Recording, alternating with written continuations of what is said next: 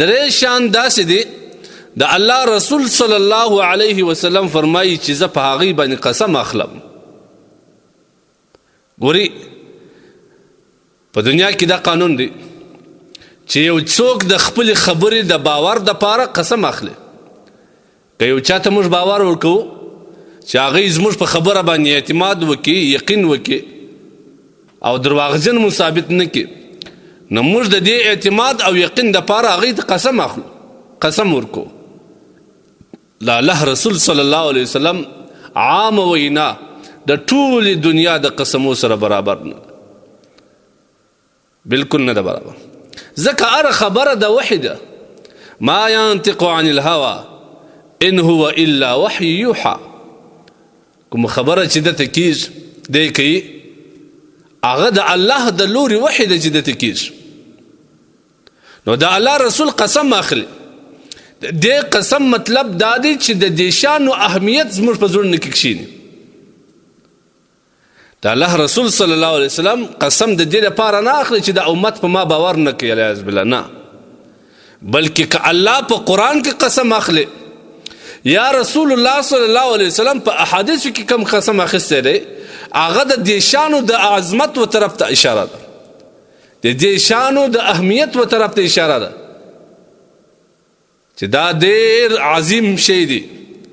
او ډېر محتم بشان شی دی. باید امت دې ته متوجه سي او فوراً په عمل کې راولي. قسم د دې دپاره دی. هغه درې کوم قسمونه دي. نبی علیه الصلاة والسلام فرمایي ما نقص مال عبد من صدقه. د بني آدم مال الله په صدقه او زکات ورکول باندې نه کموي. ما او تا خو چې کله یو چاته شی ورکو، بلکې ما او تا نه، دا د بني آدم مزاج دغه رقم په ډیر مال باندې قدرتي زړه بخل کوي یا تنګیز،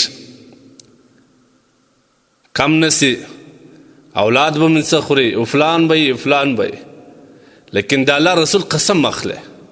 چې د زکات یا د صدقې په ورکول باندې د بنده په مال کې کمی نه راځي. ته تجربه هم که قطعا د صدقه او د زکات په ورکول باندې په مال کې کمی نه راځي. قسم ما ورته په دې باندې ډېر پریشان یو چې که دا دونه پیسو زکات ما ورکړي نو بیا به ما ته په سرمایه کې څه شپاتېږي. دا چې په 100 لکه کې 2.5 لکه زکات زه ورکوم یا په لک کې 2.5 زره زکات زه ورکوم نو ما ته څه شپات. و د الله بنده تا ته څونه حصه پاته سول او دا ستا سره چې ده دا هم الله درکړی ده که دا ستا سره چې کوم شی دی دا هم الله سبحانه وتعالی تا ته درکړی. نو د الله رسول قسم اخی که ته یو چاته خیرات ورکې، صدقه ورکې، زکات ورکې، ما نقص مال عبد من صدقه، چې په دې صدقه، په دې خیرات، په دې زکات باندې هېڅکله مال نه کمیږي. زړه دې مه پریشانه کوه، بلکې قرآن کې الله سبحانه وتعالی د دې باره کې فرمایي چې الله جل جلاله بنده ته څو چنده زیات ورکوي، څو چنده زیات ورکوي. ان تر دې چې په یوه روپۍ باندې 900 چنده اجر الله سبحانه وتعالی ورکوي او 900 چنده عوض هم الله ورکوي. نو چې ته یوه روپۍ د الله په لار کې ورکړې او په عوض کې 900 روپۍ درته راسي، سره سره 900 اجر هم الله درکړي. خو بدبختي دا ده، دا پټه سودا ده. دا سودا باندې زموږ ډېر باور نه وي. که یو سړی په دنیا کې ما او تا ته وایي چې 10 روپۍ راکه او بیا زه تا ته یو څو ورځې ما بعد د دې په عوض کې 80 روپۍ در کوم، یا فلانکي ته 10 روپۍ ورکه بیا زه تا ته 80 روپۍ در کوم، قسم دا خو په دنیا کې سود دی. لیکن سره د دې حرمته بیا هم شیطان دی نفس دی سړی لږ ورته متوجه سي. لیکن دا پټه سودا ده، دا د الله سره تجارت دی، دا د الله سره معامله ده. په دې باندې هر څوک اقدام نسي کولی. هغه کسان چې هغوی ته الله جل جلاله یو پیرزوینه د سخا په شکل کې ورکړي، هغوی بیا د الله سره په دې سودا کې ماشاءالله عجبه مخ دی. دا د سخا صفت باید موږ په ځان کې پیدا کړو. دویم قسم چې د الله رسول صلی الله علیه وسلم اخلي ولا ظلم عبد مظلمه پر یو بنده باندې ظلم وسو چا زیاتی ور باندې وکړي تجاوز یې وکړي لیکن ګوره په دې ظلم په دې زیاتی په دې تجاوز باندې سړي زړه څونه درد کوي لیکن د زړه د درد باوجود شیطان دی راپورته کوي چې الله اقدام وکړه بدلا واخه فلان وکړه دا درته په قوم کښته دي ته ماشاءالله تربور لري اولاد لري قریب لري نو ته لا ورته ناسې دی وایي نه نفس خواهشات هم شاته کوي د دنیا د شیطانانو خبرې چې ته بې غیرته بدله دې نه واخځه موږ دې شاته ولاړ یو فلان دي هغه یې مو غورځوله فقط د الله رسول وایي فصبر علیها په دې باندې صبر وکړي په دې باندې صبر وکړي د الله رسول قسم اخلي چې په دې صبر باندې دی بې عزته کېږي نه الله د عزت زیاتوي الا زاده الله عزا الله جل جلاله د دغه سړي په دې صبر او زغم باندې الله پاک جل جلاله د عزت زیاتوي نن خو موږ نارینه هغه دي چې خپله بدله ژر واخځو یا بعض کسان وایي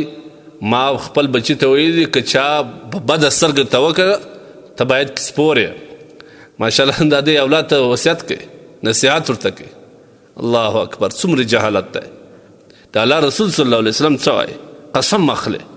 قسم اخلي کوم کسان چې هغوی سره ظلم وسي پر هغوی تجاوز وسي پر هغوی تیری وسي مال یې ځینې واخلي دی بې عزته کې وی لیکن دی د الله سبحانه وتعالی دپاره فصبر علیها په دې باندې صبر وکړي الله د دې صبر په عوض کې دی بې غیرته نه بلل کېږي د الله په وړاندې دی په دې باندې بزدله نه دی بلکې الله جل جلاله د دې صبر په عوض کې الله د عزت زیاتوي او دریم شی هغه دا دی چې کوم سړی په دنیا کې د ځان دپاره د سوال دروازه خلاصه کړي سوال شروع کړي دی حاجي صاحب ته خوله کږه کوه دی حاجي صاحب ته خوله کږه که حاجي صاحب کار خراب دی حاجي صاحب فلان دی حاجي صاحب فلان دی دا د سوال څه ځان وګرځو استغنا ډېر غټ صفت دی استغنا د الله پیرزوینه ده استغنا الله پاک جل جلاله هر چاته نه ورکوي دا د الله پیرزوینه ده استغنا دې ته وایي چې تا ته الله څه درکړي په هغه باندې بس قناعت وکړه خوشحاله سه دې ته لاس خزولی د دې کور مخ ته ولاړ د دې ګیټ ټکوه دې ته خوله زهیره نیولې ای د الله بنده د دې په عوض کې د الله سبحانه وتعالی په دربار کې د الله پاک جل جلاله په دربار کې خوله زهیره که د الله په دربار کې وژاړه الله ته خوله کږه که الله سه وغواړه الله به هر څه درکوي که نو نبی علیه السلام قسم اخلي کوم انسان چې په دنیا کې پر خپل ځان باندې د سوال او د فقر دروازه خلاصه کړه الله پاک جل جلاله به پر ده باندې د مسکنت دروازه خلاصوي د ده په ژوند باندې ولاکه د ده حاجتونه پوره سوه د ده په ژوند باندې ولاکه دی موړ سو سره د دې پیسې به هم لري دغه رقم وږی اروا وي سره د دې چې پیسې به هم لري فقر ته به زړه غواړي سره د دې چې خپل حاجتونه او حوایج به پوره بیا به هم بل مسلمان ته یا یو بل چا ته خوله کږه کوي دا الله پاک جل جلاله پر ده باندې د فقر دروازه راخلاصوي نو دې درې شان یو دا چې په زکات او صدقه او خیرات باندې الله عزت ساتي دویم دا چې الله پاک جل جلاله په ظلم باندې صبر کولو باندې الله عزت ساتي دریم دا کوم کسان چې پر ځان باندې د سوال دروازه راخلاصي